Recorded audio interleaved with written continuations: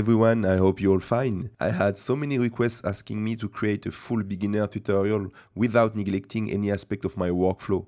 So here we are. If you're new to Blender and you want to learn car animation, this tutorial is made for you. We will cover in details this time everything you need to build your first animation from start to finish.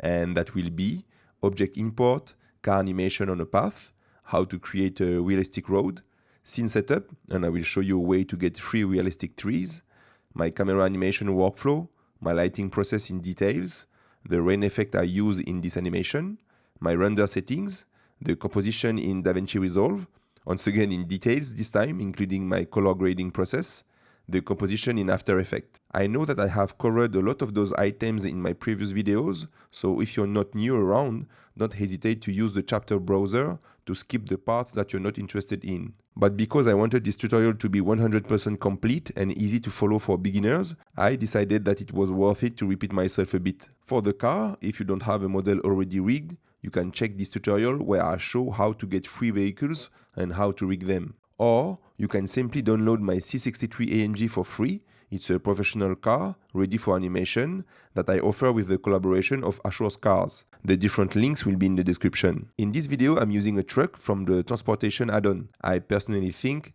that it's the best vehicles add-on on the market right now. You can get up to 78 vehicles already rigged, so ready for animation. If you want to get a closer look, I will put a link in the description. But of course, once again, to follow this tutorial, you can use my 363 or any vehicles you already have. It will work just the same.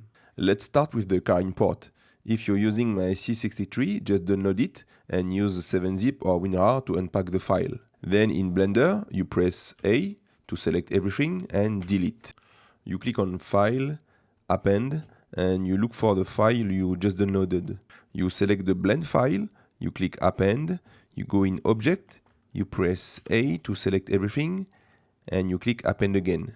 You select everything starting with your WGT, and you press H to hide. Now let me show you how you can change the color of the car. You press Z, and you go in Material Preview mode. You go in the Shading tab, you click on the part, and you change Sea Blue to Sea White. For the door, you click on the part, and you select in the slots the Sea Blue, and you change it to Sea White. And you do that for all the parts that you want to turn in white. Then, if you're using the transportation add-on, you do the same. You press A on your keyboard and delete to delete everything. You press N and you go in the transportation add-on. You select the truck and here you select the Kenworth. We will need the HD model, so you just press Add Vehicle. And before deselecting the truck, just press Make Editable for Animation. This way we will have the rig available for animation. Then we will need to install the Rigacar add-on. The link will be in the description. So you just click on the link and you download the rigacar.zip. In Blender, you go in Edit, Preferences, and Add-ons, Install. You look for the Rigacar file, this one, the version 7, and you click Install Add-on. Then you activate the add-on. Okay, now let's create a path for our truck. To ease our truck animation, we will create a path that the vehicle will follow. As I use a truck, I did not want any fancy curves on my path, but just a simple line. So I knew to avoid having a boring visual that I will have to play with the different camera angles to give some dynamism to the project. To create the path, you press Shift A on your keyboard and you go in Curve and Path. Let's move the path, so you press G and X to move it on the X-axis. And to check the path direction, you go in Edit mode by pressing Tab on your keyboard or just by changing here, Edit mode. And here in the viewport overlays, you select Normals. And now you can see the direction of your path. You go back in Object mode by pressing Tab again, and you are going to rotate the path on the Z axis. So Z minus 90 degrees. If you press Tab again to check the normals, now we can see that we are in the correct direction. Let's scale the path a little bit. So S, and just like that. And now let's attach the truck to the path. So you click on the truck's rig. You go in Pose mode. So here, Object mode, you change to Pose mode. You click on the blue bone icon, Bone Constraint Properties, and not Object Constraint Properties. Okay, so I click on the blue bone and I click on Add Bone Constraint. And here I select Follow Path. Now I have to indicate which path I want to follow. So I click on this little color picker and I select my path. If your truck is going very far away from your path, don't worry, we will fix that in a few seconds. First, we will tell our truck to follow the curve. So we check follow curve. And then we want to limit the offset from 0 to 1 because actually I can input whatever I want. So you check fixed position. And now, as you can see, we can only go from 0 to 1. When I change the offset factor, actually the truck is going in the wrong direction. It's because the forward axis is Y. But as you can see, in our case, it's not Y, but it's minus Y. So we just change it here, minus Y. And now if I update the offset factor again, as you can see, it's going in the right direction. But we have an issue. Our truck is not starting at the beginning of the path. To fix that, you go in Object Properties and you check that you have 0 meters everywhere. If it's already the case, it should be somewhere else. And here, as you can see, I have 14 meters. So let's write 0. And now if I go back in Bone Constraint Properties and I update the offset factor,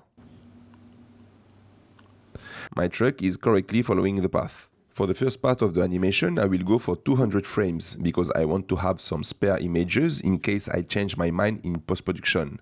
So you just change the value to 200. Concerning the length of the path, I think 210 meters is a good value. Let's do a bit of math to check that. If we click on Output Properties, we can see that our frame rate is 24 frames per second. Our animation is 200 frames, so that's 200 divided by 24. So the length of our animation is 8.3 seconds.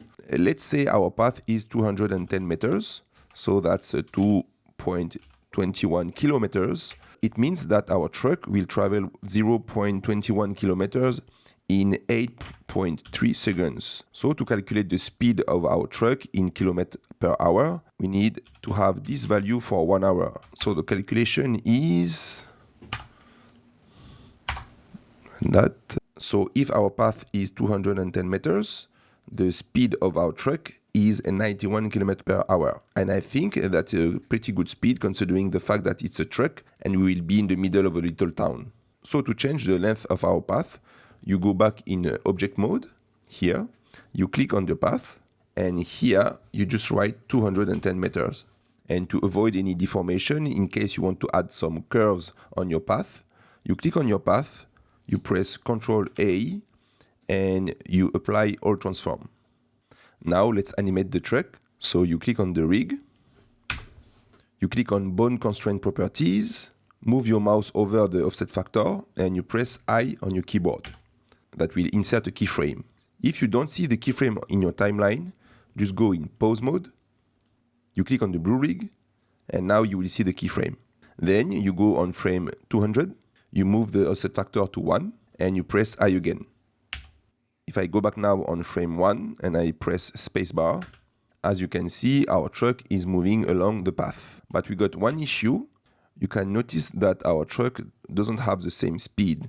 It's because by default, when you insert keyframes, you are in interpolation mode Bezier. So we need to change it to linear. So let's test again. And now, as you can see, our truck is traveling at the same speed. Before we animate the wheels, let's attach a camera to the truck so we have a better view of the animation. Note that it will not be our final camera. Let's go back in object mode. The shortcut is Ctrl Tab. Then you press Shift A and you select camera to add the camera to the scene. Let's click on the truck, then numpad period, and you select your view. And when you have something that you like, you press Ctrl Alt 0 to go in camera view. And then you press N, you go to view and check camera to view to lock the camera to view.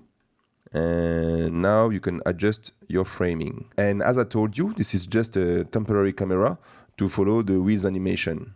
Okay, let's pan the camera to the truck. So you press 0 to go out of the camera view. You click on your camera and then you press Shift and you click on your truck, Ctrl P and object keep transform. And now if I go in camera view, I press 0 again and I press spacebar to play the animation. What? My wheels are already animated. Okay, I didn't know that. Maybe it's because of the transportation add-on, I'm not sure. Okay, so I did a few tests. So now I can confirm that when using the transportation add-on, the wheels are already animated. I'm not sure how, not sure why, but it's the case. So whatever, I go in the Rigacar add-on and I click on a clear baked animation. So now you should have something like me. Okay, we have no animation in the wheels. To animate the wheels, you go in pause mode, you select the blue rig, and you click on bake wheels rotation. And then you confirm by clicking OK. Yes, and now we have our wheels rotation. And don't worry if the animation is a little bit slow in the viewport. When we will render the animation, it will be just fine. And one point I would like to mention, at the time of this video, I tested the Rigacar add-on on Blender 3.1 and I had some issues with it. So if you want to use the Rigacar add-on, my advice is to stick with the Blender 3.0 for now. Okay, now let's deal with the road. First option, you just use the asset from my pack. So it's copy and paste. And voila, you have a road. Option number 2, let me show you how to create yours. First, we add a plane. So it's a Shift A, mesh and plane. I press numpad period. And you change the dimension of this plane. You press N, you go in the item tab.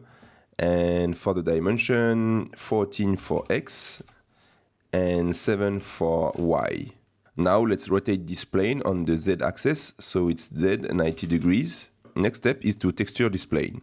So you go in shading. You will need those files and I will put the link in the description to download them. In the shader editor, you press new. Then you grab the files you just downloaded, the base color, drag and drop, the normal, and the roughness. For the base color, you just connect the color to the base color. You do the same for the roughness, so it's color to roughness. And for the normal, we are first going to add a new node. So Shift A to add a node, and you search for bump. You select bump, and you plug the color of the normal map to the normal, and then normal to normal. Now let's give some details to our road. So you add a new node, Shift A, and you look for Mix RGB. Okay, like this, and you plug it to the base color. And we are going to feed this Mix RGB not only with the base color, but also with the roughness. So color, and you plug it to color 2. At the moment, it's not changing a lot, but if I play with the fact, as you can see now, I use a lot of information from the roughness, and here I used all the information from the base color. So we are going to do something like 0.38. Yes, it's okay. Now we do the same for the normal, but this time we plug the color to the 8. As you can see now, we have a lot of details on our road and a lot of holes and puddles.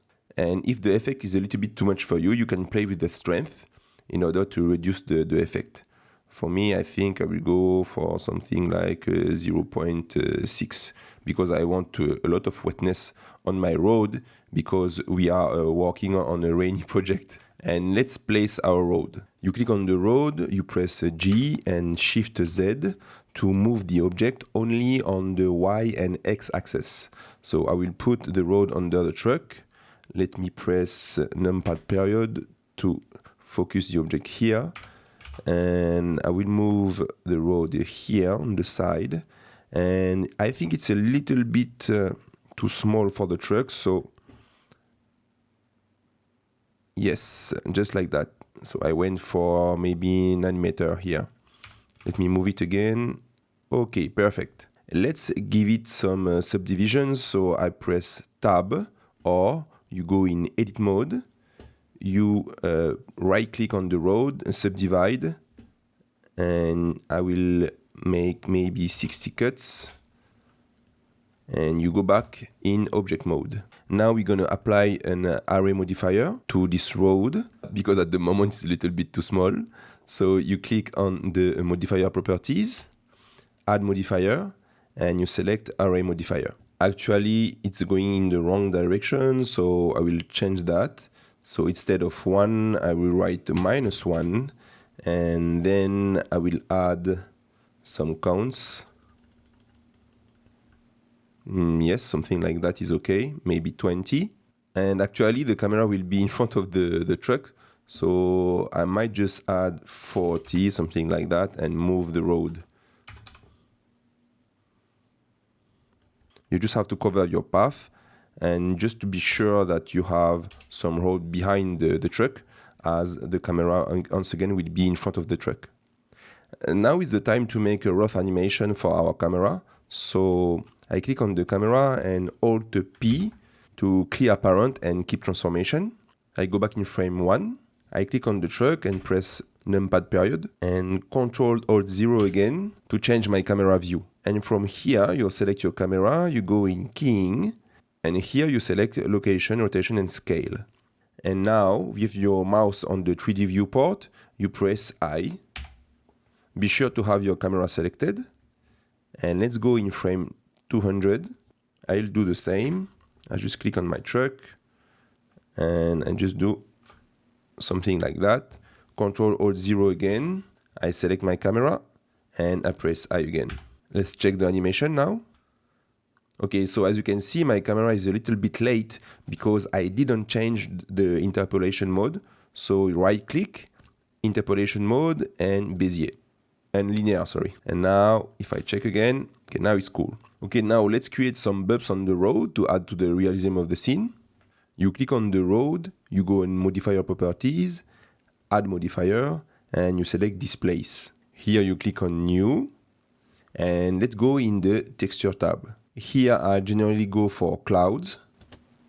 As you can see, it's a little bit too much, so for the size, I go for 20 and 1 and 0, 1. Now let's go back in the modifiers.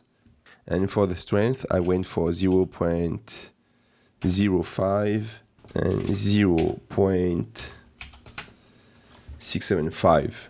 Let's call this road. Then you click on add modifier again, displace, and let's call this one waves, just to give a little waves on the road. And here you select your texture that we already created.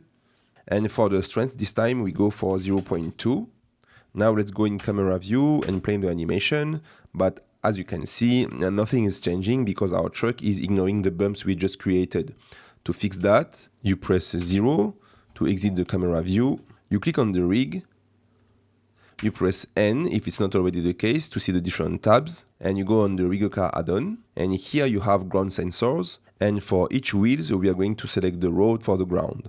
So you click on the little color picker and you do that for each wheels.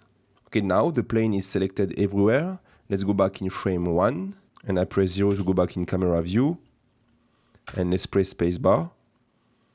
Okay, nothing is happening. Let me change the view to solid.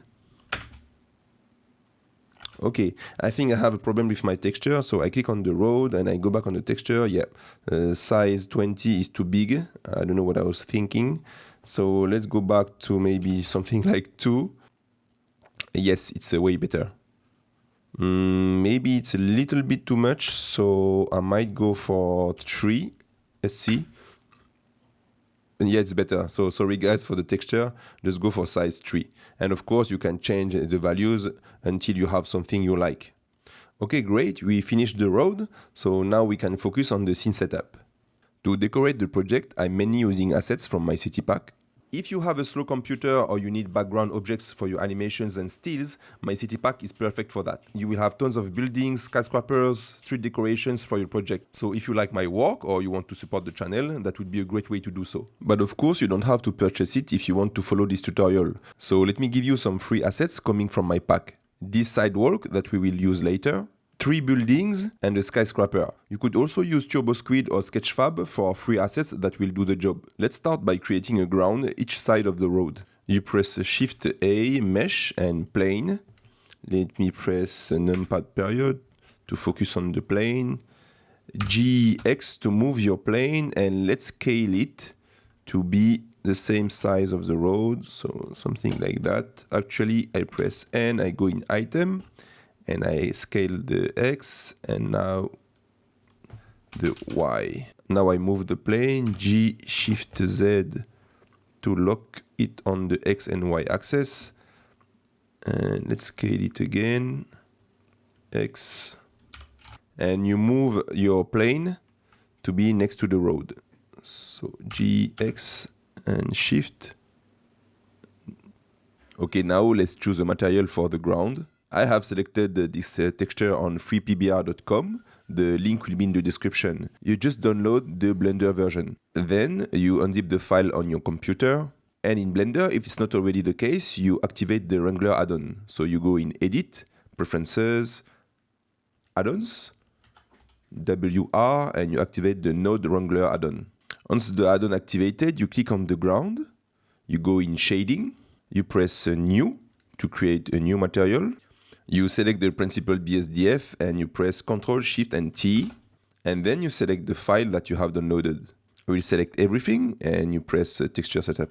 And here, as you can see, the add-on has done all the work for you. But we might have some scaling issues, so let's fix that. You go in the mapping group and you change the scaling.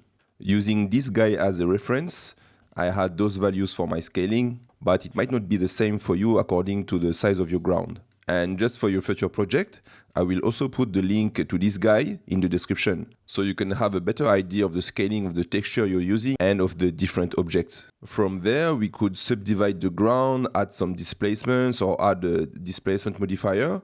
But because this is not the star of the show and we will not focus on the ground in the animation, I will just leave it like that for this project. And now you can duplicate the ground on the other side. So you click on the ground, Alt D and GX to move it on the other side of the road. Now, before we continue, let's add a temporary camera in front of the truck. This way we will be able to see exactly what we need to fill in our project for the first scene. I go back in Layout, and first let's add a focus point for the camera. Shift A, you go in Empty and Plane Axes. You press numpad period and 7 to go in the top view. And let's move the focus point, J, Shift Z as usual to lock the axes, and numpad period again. And where is my focus point? 7. And you place the focus point where you want the focus to be. So I will put it in front of the truck. Now I select the camera and I press 0 to go in camera view. Let's position our camera in front of the truck. So be sure to be in view, camera to view, so to have this little checkbox checked. Maybe like this. Now we'll change a few settings in the camera. Be sure to have the camera selected. You click on the camera icon here. And first, concerning the focal length, actually it's 50mm, but if we want to have the sensation of speed, we need to have a wider focal length. So I will go for a typical 24mm. Okay, and now, of course, we activate the depth of field. For the focus point, we select our empty. For the f-stop, 0.9. For the blades, 5, which will help us to sell the anamorphic look. And for the clip end, I will change it to 2000 meter. Okay, that's it for the camera settings. And now you go in output properties and let's change the ratio for 810 for Y to have a cinematic ratio. Okay, now I will try to position the camera how I want it. So maybe like this. Let me change the view. Don't do like me. Before you change the camera view, be sure to go back in frame 1 first. Okay, let's do it again. Maybe like this.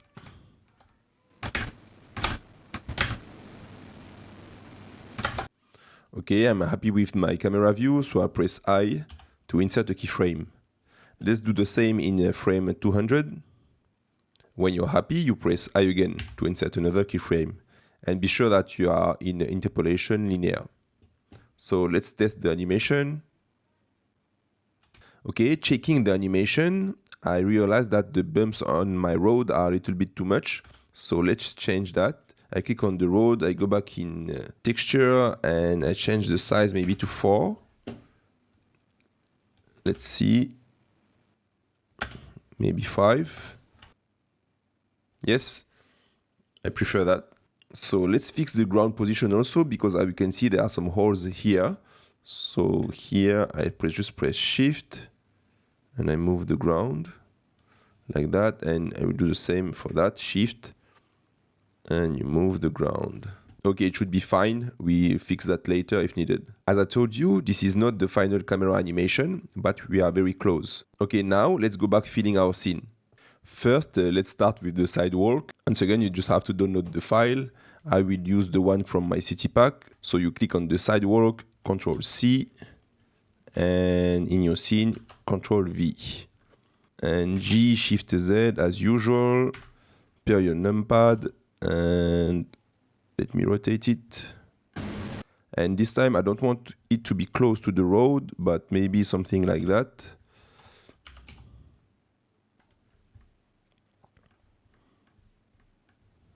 Yeah, I think it's good. Now, like the road, we can apply an array modifier. So you click on the road, you go in modifiers properties, add modifier, array. It's not on the X, but -y. And maybe, I think it was 40.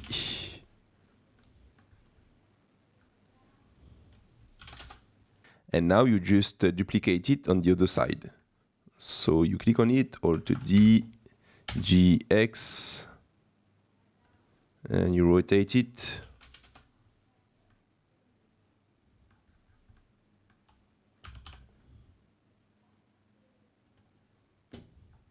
Let me check the view. Okay, what's going on? Okay, my empty is not at the right place because I didn't parent it. I forgot to do so.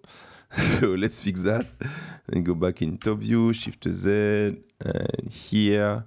And you have the empty selected, Shift, and you click on your truck, and Control P, keep transform. Okay, now it's on focus. Perfect. And now we can see the sidewalk. From there, I will continue to add some city props and some buildings to the scene. Okay, here is the result after a few minutes. As you can see, it's pretty simple. Let me zoom out. Concerning the buildings, I think I only got 3 different buildings here. This one, and this one.